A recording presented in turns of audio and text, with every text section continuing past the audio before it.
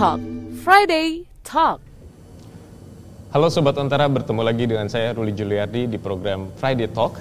Dan saat ini kita sudah bersama dengan Menteri Luar Negeri Republik Indonesia, Ibu Retno Marsudi. Ibu, terima kasih banyak di sela-sela kesibukan Ibu, apalagi menjelang KTT G20, Ibu masih menyempatkan untuk wawancara. Terima kasih, Antara. Senang bertemu dengan Mas. Sehat, Bu? Alhamdulillah sehat. Sehat juga ya, Mas ya. Ini kan waktunya hampir kurang lebih sebulan lagi ya, Bu. Kurang lebih tinggal sebulan. Ya, di 15-16 November, Bu.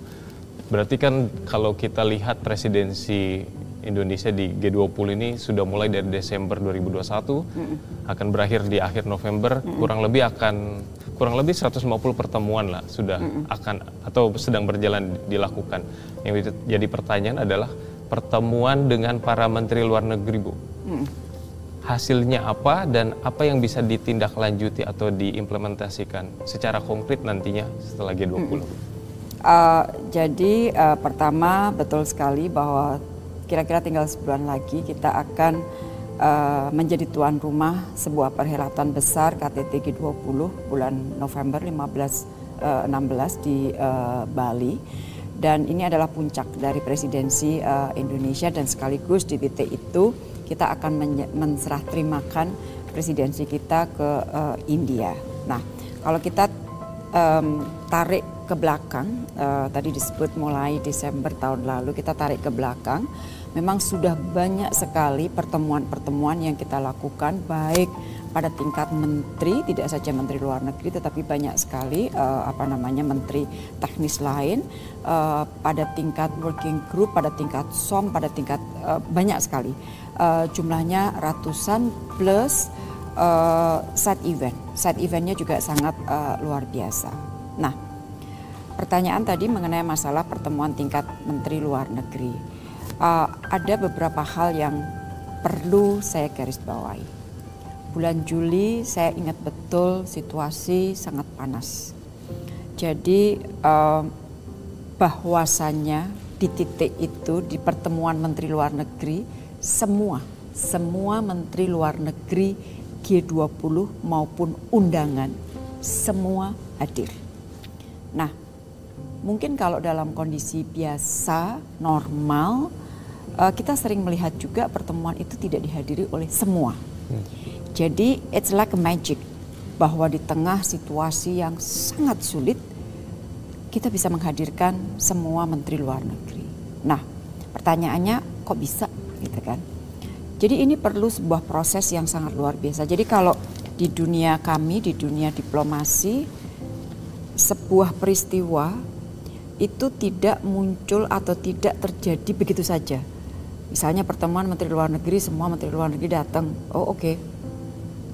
Tapi di balik itu proses persiapannya itu sangat luar biasa dan it took me months untuk bicara dengan para menteri luar negeri G20 satu persatu.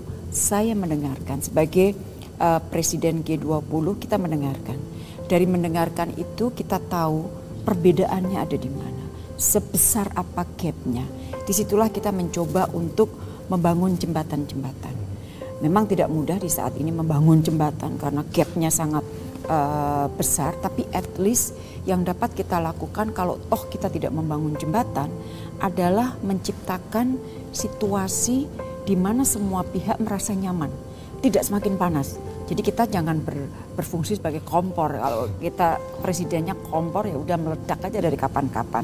Tapi kita coba ciptakan situasi yang kondusif sehingga mereka mau bertemu, duduk di satu ruangan dan mereka mendebatkan isu yang sensitif. Dan I think the Foreign Ministers Meeting of the G20 adalah pertemuan besar yang pertama yang bisa mendudukkan negara-negara G20 termasuk negara yang sedang bersengketa di dalam satu ruangan. Nah, apa yang terjadi di Ukraina saat ini merupakan sebuah pengingat bagi kita semua bahwa kalau kita tidak menguphold, tidak mengimplementasikan apa yang dinamakan multilateralism, maka kita pasti dapat pastikan bahwa situasi dunia pasti akan carut marut.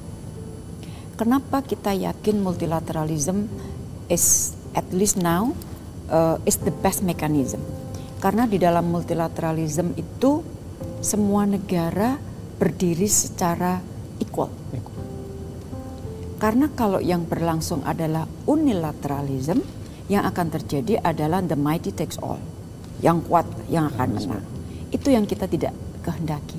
Dan itulah sebenarnya latar belakang kalau kita tarik tahun 45, kenapa PBB didirikan, itu adalah alasannya itu. Nah, inilah yang kita bawa di dalam pertemuan Menteri Luar Negeri G20 mengenai multilateralism. Dan bagus bahwa pada saat itu semua memiliki komitmen. Di sana sini ada kekurangannya, it's fine, it's inevitable. Tetapi komitmen untuk menguphold multilateralism remains very bold. Bagus. Terus kemudian kita tidak bisa menutup mata para menteri luar negeri ini tidak hanya bicara mengenai politik. Karena semakin ke sini antara politik ekonomi tidak bisa dipisah dengan tembok baja. Saling berkelindan. Saling berkait. Maka pada saat itu kita juga bicara mengenai masalah krisis ketahanan energi dan ketahanan pangan. Nah, ketahanan, jadi multilateralisme ini akan menjadi ruh besar sampai pelaksanaan KTT G20 nanti. Sementara isu energi dan juga pangan akan menjadi topik pertama diskusi para pemimpin G20 pada saat KTT nanti. Jadi semuanya ini mengalir, sangat berhubungan dan nanti tentunya puncaknya akan ada di KTT. Tentu dalam meeting tersebut para menteri luar negeri ini melihat bahwa krisis pangan dan energi ini memang sudah cukup nyata dan menilai bahwa multilateralisme merupakan salah satu jawaban untuk menghadapi hal tersebut secara bersama-sama, begitu ya, Bu? Ya. Kesadaran ada, tapi kadang-kadang memang ego politik muncul lebih lebih tebal, lebih kentara. Memang komunikasi, negosiasi, bicara takes time untuk meyakinkan, untuk membuktikan bahwa this is the best way to address an issue. Oleh karena itu kita mencoba lagi. Nah di titik itu kita kalau pada bulan Juli itu kita sudah tahu bahwa krisis pangan dan energi sudah kelihatan dan akan semakin memburuk kalau perang tidak dihentikan. Call-nya tentunya high call-nya perang dihentikan. Dan oleh karena itu Bapak Presiden juga berusaha untuk menyampaikan pesan perdamaian itu. Terus Bapak Presiden kan juga menjadi salah satu anggota dari Global Crisis Response Group, GCRG, yang dibentuk oleh Sekjen PBB di mana Presiden Indonesia adalah salah satu championnya. Nah, di dalam GCRG ini ada 3 hal yang dibahas atau diidentifikasi permasalahannya dan upaya untuk menyelesaikan.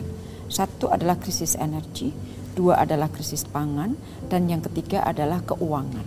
Dan disitulah peran Bapak Presiden cukup banyak di dalam grup yang dinamakan GCRG ini, bagaimana kita berkontribusi bagi penanggulangan krisis pangan, krisis energi, dan keuangan.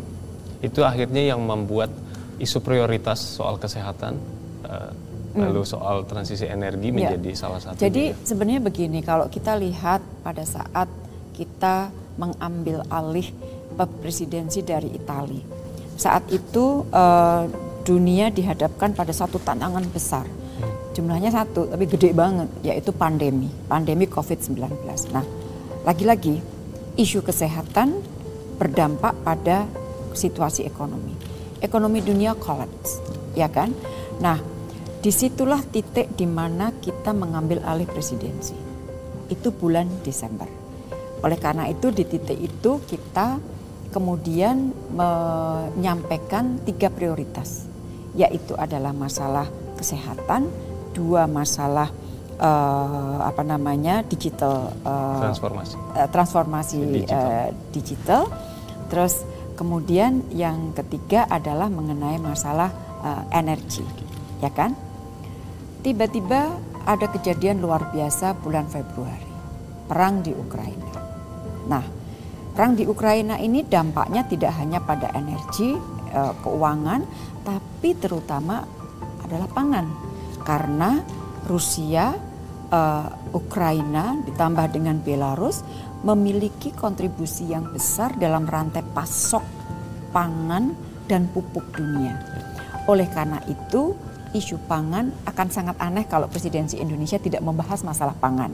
Maka pangan ini adalah additional topik yang dibahas di dalam rangkaian pertemuan G20 dan akan bermuara di KTT, akan juga membahas mengenai masalah pangan.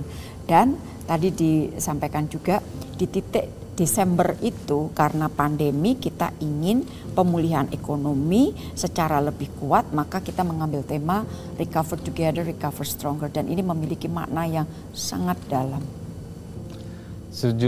Sejumlah negara sahabat tentunya atau G20 yang lainnya itu menunjukkan dukungan yang cukup kuat, Bu, dengan tema Recover Together, Recover Stronger ini. Dukungannya sangat kuat, semua negara memberikan dukungan yang sangat kuat bagi tema, bagi prioritas Indonesia, dan sejauh ini mereka tetap memberikan dukungan yang kuat terhadap presidensi Indonesia. Itu sebenarnya yang menggembirakan kita ya, dalam artian di tengah situasi yang sulit kita masih bisa bicara, kita masih melihat bahwa mereka mendukung kita, dan komunikasi yang kita lakukan, Mas Ruli, jadi di balik semua ini hampir tiap hari komunikasi kita lakukan dengan pendekatan ekstra personal seperti itu. Ekstra personal, karena kalau yang ada hanya di atas kertas, di atas meja, di dalam ruangan perundingan yang sifatnya formal tanpa groundworknya disiapkan, itu biasanya akan lebih sulit. Oleh karena itu selama 1 tahun ini hampir tiap hari saya bicara dengan para menteri luar negeri pada level saya ya, tentunya menteri luar negeri. Contoh terakhir pada saat sidang Majelis Umum PBB, hampir semua menteri luar negeri G20 saya ajak bicara lagi tete-a-tete 4 mata. Minggu ini hampir tiap hari saya berkomunikasi lagi dengan mereka karena setiap hari perubahannya cepat sekali, dinamikanya tinggi sekali, dan semuanya menunjukkan arah yang bukan semakin mudah tapi semakin sulit. Oleh karena itu kita perlu bicara lagi dan bicara lagi.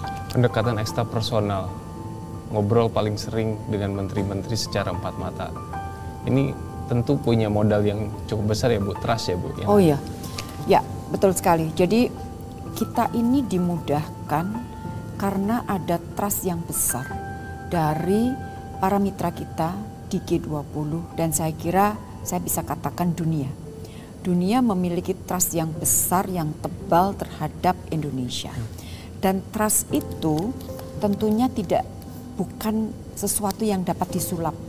Bukan sesuatu yang jatuh dari pohon, jatuh dari langit, instan. Ini adalah investasi jangka panjang, investasi yang lama sekali kita lakukan. Jadi kita dinilai menjadi a trusted partner untuk semua, dan dengan trust ini saya dapat bicara dengan mereka. Walaupun di dalam pembicaraan bukan selalu oke Retno saya setuju. Enggak. Sering kita berdebat, tapi kita tahu at least posisi kita ada di mana.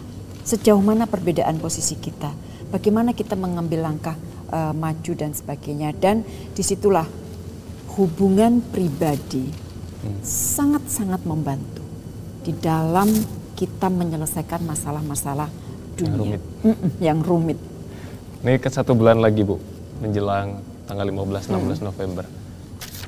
Hingga saat ini sudah ada berapa kepala negara atau kepala pemerintahan yang mengkonfirmasi hadir?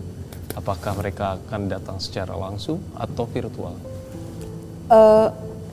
Sejauh ini tidak ada kepala negara yang mengirimkan pesan negatif, konfirmasi negatif untuk tidak hadir.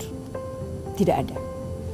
Nah, sebagaimana pertemuan-pertemuan besar lainnya, kalau mau tahu confirm yang sangat confirm, ya pada hari hanya. Tetapi di titik ini karena tidak ada yang negatif responsnya, saya cukup optimis bahwa mereka akan hadir di dalam KTT G20 nanti. Yang menjadi perhatian banyak masyarakat karena memang ini sesuatu yang inevitable, tidak terelakkan terkait krisis di Ukraina dan Rusia. Rusia sejauh ini sudah ada tanda-tanda positif mau datang atau belum sama sekali? Yang dapat saya sampaikan, duta besarnya terus melakukan persiapan di lapangan. Jadi itu yang dapat saya sampaikan. Jadi berarti kalau persiapan dilakukan kan ya tahu sendiri jawabannya. Tapi sekali lagi yang ingin saya sampaikan begini, situasi kan sedang sangat luar biasa, bukan dalam situasi normal. Jadi itu yang harus kita pahami. Sementara persiapan jalan terus tentunya. Ya banyak media-media asing yang menulis bahwa KTT G20 di Bali nanti memang tidak akan terlepas ada, ya semua negara memiliki, terutama di negara-negara anggota G20 memiliki posisinya masing-masing terkait isu tersebut. Seberapa tough Indonesia, Bu, dari Desember 2021 tetap fokus terhadap tema yang dicoba dibawa ini, Bu. Karena memang pasti isu keamanan ini juga pasti masuk di sana, dia di obrolan, Bu. Dapat saya pastikan. Jadi kita akan bicara, memang G20 sebenarnya bukan forum untuk perdebatan politik. Ini adalah forum keuangan, forum ekonomi, forum pembangunan. Tetapi sekali lagi, antara geopolitik dan ekonomi kan tidak mungkin dibangun tembok baja yang tidak akan nembus, pasti melebar. Nah, sekarang tinggal bagaimana kita mengelola agar suasana geopolitik ini tidak merusak seluruh bangunan yang ingin kita bangun selama presidensi Indonesia dengan prioritas-prioritas yang tadi kita sudah bahas. Bahwasanya di sana akan ada debat mengenai geopolitik. Again, this is something inevitable. Kan kita nggak mungkin begitu ada leaders yang akan bicara geopolitik terus kita bilang stop, nggak boleh ngomong geopolitik, kan nggak mungkin kan. Jadi oke, fine, bicaralah. Tetapi sekali lagi kita harus fokus menunjukkan tanggung jawab kita sebagai pemimpin negara-negara besar. G20 ini kan kumpulan negara-negara besar. Kalau kita mau dikatakan kita ini negara besar, berarti tanggung jawab kita adalah besar juga. Tanggung jawab bukan hanya untuk kita, tetapi untuk dunia. Jadi yang kita inginkan, mari kita tunjukkan bahwa kita negara besar dan mari kita tunaikan tanggung jawab kita. Jadi itu sebenarnya. Setelah G20 selesai di November 30 November, Indonesia kembali mendapat rotasi ke ketuaan ASEAN 2023. Wow juga, tetapi PR-nya juga banyak kan, Bu ya? PR-nya banyak sekali. Jadi ini selama 2 tahun berturut-turut kita mendapatkan kesempatan dan tanggung jawab ya, tanggung jawab yang nggak gampang, yang besar sebagai Presiden G20 dan kemudian menjadi Ketua ASEAN 2023. Nah, kita melihat laporan OECD sudah keluar, laporan IMF sudah keluar, terus kemudian dari semua situasi geopolitik kita sudah bisa mengukur bahwa 2023 bukan atau belum akan menjadi tahun yang aman dan nyaman bagi dunia. Geopolitik masih akan dinamis sekali, pertumbuhan ekonomi akan menurun dan lain sebagainya. Nah, ini menciptakan tantangan eksternal bagi ASEAN. Karena apa? ASEAN ini kalau kita lihat dari sisi geografinya saja, semua negara sekarang bicara mengenai Indo-Pasifik. Indo-Pasifik dikatakan sebagai kawasan yang sangat strategis. Dan karena strategisnya, maka rivalries terjadi di situ juga.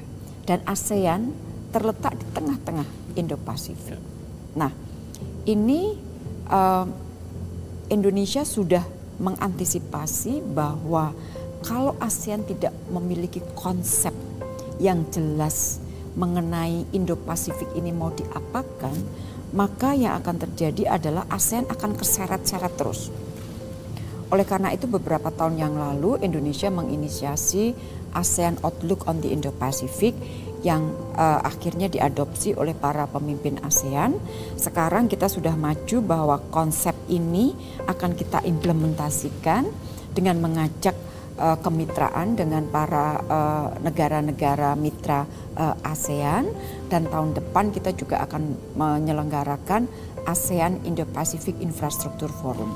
Jadi kita ajak negara-negara untuk bicara Indo-Pasifik tetapi dalam tone yang positif.